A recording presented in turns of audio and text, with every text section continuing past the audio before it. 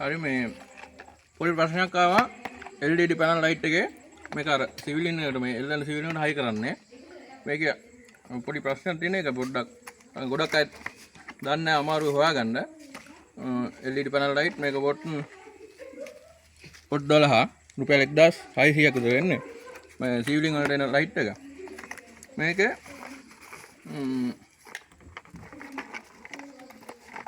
ගොඩක් අය කරන්නේ සිවිලුමේ මේ බෝඩ් එක කපලා මේක ඇතුළට බස්සනවා.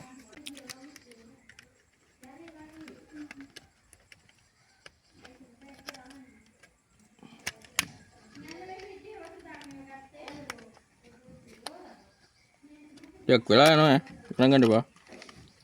මෙහෙම දාලා වැඩක් නැහැ මේක. මෙහෙම දාන්න පුළුවන්. මෙහෙම වැඩක් නැහැ. හිර වෙන්න එපයි. මෙන්න මෙහෙම තමයි සෙට් වෙන්නේ. මේ කැල්ල මෙතනට හිර වෙන්න ඕනේ. අන්න එහෙමයි විදුලියට ආවා. මේක තද කරා. මෙතනින් දැම්මා.